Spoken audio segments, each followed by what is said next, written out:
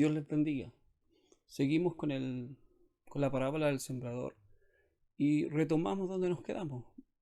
Capítulo 13 de Mateo, verso 7. Y dice, y parte cayó entre espinos, y los espinos crecieron y la ahogaron. Ahogaron la semilla que había sido sembrada.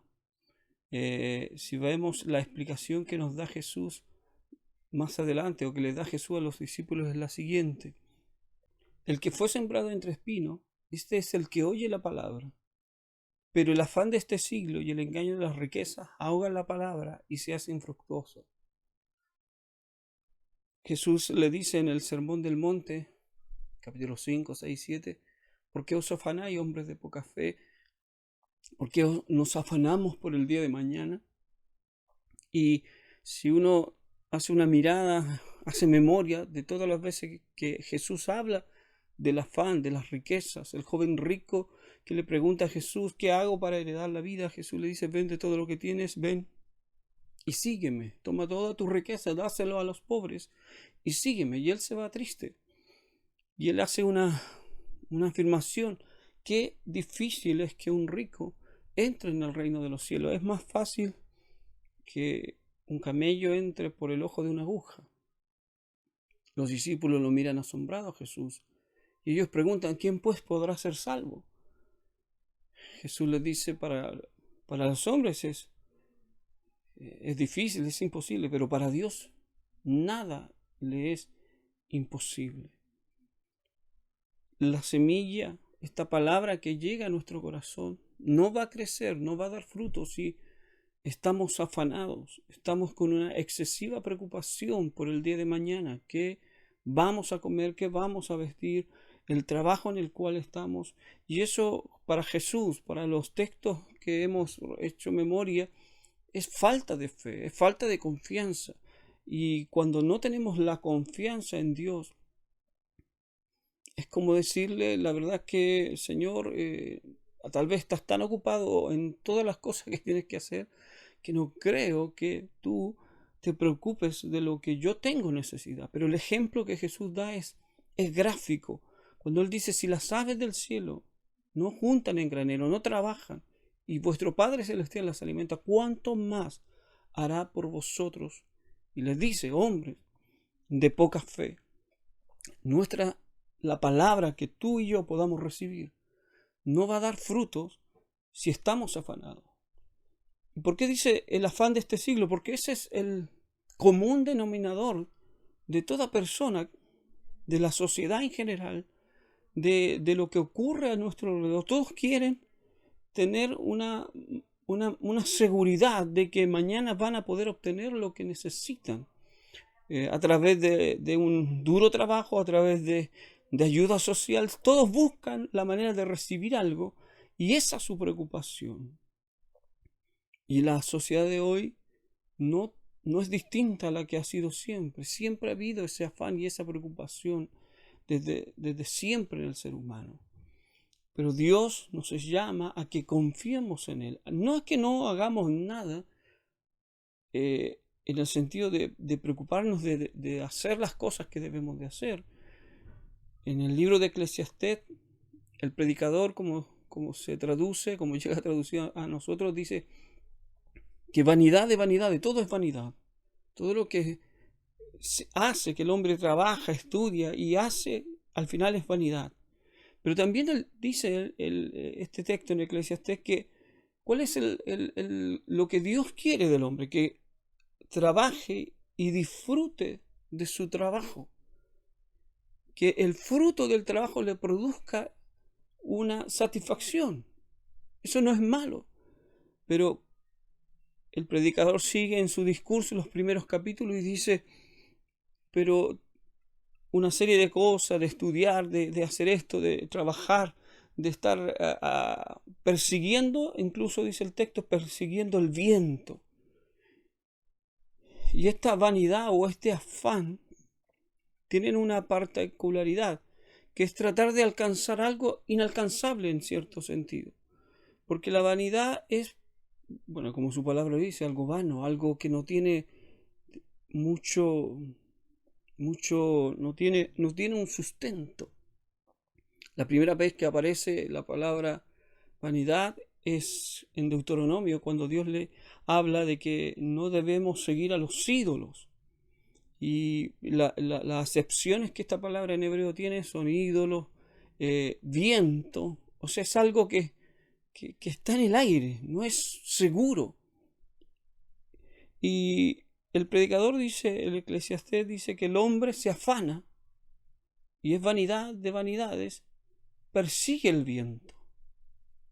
Y esa metáfora que él usa de perseguir el viento, de tratar de alcanzarlo y atraparlo, es prácticamente imposible. Es trabajar tratando de lograr algo que nunca vas a lograr, del todo. Humanamente no se puede. Entonces, ¿qué le queda al hombre? Y eso es lo que él dice: trabajar y satisfacer o gozar, disfrutar del fruto de su trabajo. Dios no está diciendo que no trabajemos, que no nos preocupemos, de que el hombre no deba sustentar a su familia. Lo que está diciendo es que en medio de ese trabajo y en medio de todo eso que estamos haciendo, no debe haber una desesperación cuando vemos que no alcanzamos lo que queremos, sino que nuestra confianza debe ser depositada en Dios. Él es el que sustenta nuestras vidas. En vano vela la guardia si Jehová no guarda la casa. En vano edifican los edificadores si Dios no edifica nuestras vidas, no edifica la casa. En vano trabajamos si Dios no está en ello. Debemos confiar en Él. Y dice, y el engaño de las riquezas. Hoy en día, en muchas predicaciones se habla de hacer pacto, de traer ofrendas, todo envuelto en esto del dinero, cuando el evangelio es que nuestra vida debe ser entregada al Señor, nuestra vida debe ser puesta al servicio de Dios, y las riquezas, el obtener riquezas, es como para muchos es como la prueba de que Dios me está bendiciendo. Si tengo una gran casa, un buen vehículo, un 0 kilómetro, es porque Dios está conmigo. Y eso es un engaño. La bendición de Dios es más que dinero, es más que todas esas cosas. La bendición de Dios atrae esas cosas, pero no es tan sustentada en ello. El Salmo dice: ciertamente el bien y la misericordia me seguirán todos los días de mi vida. El Hijo de Dios que confía, que no se deja engañar por las riquezas, por el afán, de tal manera que ahoga la palabra que le dice: confía en mí, clama a mí, yo te responderé, que para el que cree todo le es posible, que estás donde estás no por tus capacidades. Ciertamente Dios te ha dado capacidades, pero no podrías estar allí si es que no es Dios el que abre la puerta, no es Dios el que te pone en el lugar donde está. Si nuestra confianza está en lo que poseo, en lo que tengo, en el dinero que tengo en mi cuenta de ahorro, somos como aquel otro varón que Jesús lo pone así: el hombre trabaja, llena su granero y se va a acostar y dice: voy a hacer más grandes mis graneros para juntar más, y le diré a mi alma: descansa, porque ya lo tienes todo. ¿Pero qué le dice? ¿Qué dice esa parábola? Necio, hoy han pedido tu alma, ¿y para quién será todo tu trabajo? Y eso es lo que también lo dice Eclesiastés. Dice, al final todo ese trabajo queda para otros y nadie se acuerda de lo que tú hiciste. Pero nos afanamos tanto en tratar de conseguir algo en esta vida que es pasajera y no trabajamos por la vida que es eterna. Jesús dice: trabajan no por la comida que perece, sino por la que a vida eterna permanece. Cuando se acercaron a Jesús iban por los panes y los peces. Entonces ellos iban por su afán de qué comer y por el engaño de que alguien le estaba dando todo gratis. No tuvieron que pagar por los panes, no tuvieron que pagar por los peces, recibieron todo. Y ellos buscaron a Jesús por ese milagro. Entonces, por más que vieran los milagros, por más que vieran a Jesús haciendo milagros. Y por más que lo estaban escuchando, su enfoque estaba en lo material, en lo que es pasajero, que solamente me sacia un instante y luego vuelve a generarse esa hambre. Pero Jesús decía, y Dios nos dice, no solo de pan vive el hombre, no solo de pan vivimos si tú eres creyente. Por eso esta parábola del sembrador, Jesús no está hablando de los que no le conocen en algún grado, porque todos escuchan la palabra, todos oyen el mensaje. Unos lo escuchan solamente, pero en su interior no quieren hacer caso. Es una materia que no quieren aprobar. Para otros, la lucha que conlleva el obedecer la palabra los vuelve atrás. Y para otros están tan afanados, tan preocupados de tener un buen empleo, de conseguir un buen trabajo, de obtener más ingreso. Porque dicen ellos, bueno, pero es que si tuviera ingreso haría esto, haría lo otro. ¿Acaso Dios no conoce nuestros corazones? ¿Acaso Dios no sabe si realmente ese interés que tenemos por obtener un mayor ingreso o un mejor puesto, no sé cómo lo quieras plantear, ¿acaso Dios no ve nuestro corazón? ¿Acaso Dios no nos puede dar lo que Él ha prometido si obedecemos su palabra? ¿Por qué vamos a la iglesia? ¿Por qué creemos en Dios? ¿Qué es lo que nos motiva? Porque si nos motiva las cosas visibles, las cosas tangibles, lo material, por más que escuchemos los mensajes, no va a producir nada, no va a producir fruto. La palabra va a ser finalmente ahogada porque estamos tan preocupados que finalmente la palabra no tiene la buena tierra, no hay espacio para ella, está lleno de espinas, está lleno de espinos. Hay otras raíces en nuestro corazón y es otra la motivación que nos mueve y por tanto la palabra no tiene lugar ni cabida en nosotros. ¿Cuál es la buena tierra entonces? La que, dijo Jesús, la que da 100 por 1, 60 por 1, 30 por 1. Es una producción constante, no de un día, no de un momento, no de una historia en la iglesia. Porque algunos dicen, ¿cómo quisiera volver atrás y ser como antes? Si eres buena tierra, tú siempre estarás dando frutos. Tú siempre estarás dando fruto. Un buen árbol, da fruto todos los años. Y a veces hay momentos en que sí, bajan su fruto, pero no deja de dar frutos. Y si estamos obedeciendo la palabra del Señor, ¿qué nos dice Jesús? Dice que Él nos podará, nos quitará lo que nos sobra para que nuestro fruto sea mejor y permanezca. Entonces quien está en Cristo, quien es buena tierra, dará frutos y sus frutos serán constantes, serán permanentes. Será como el árbol plantado junto a los ríos, que su hoja no cae y da su fruto a su tiempo. Somos buena tierra si es que estamos dispuestos a obedecer, a recibir la palabra.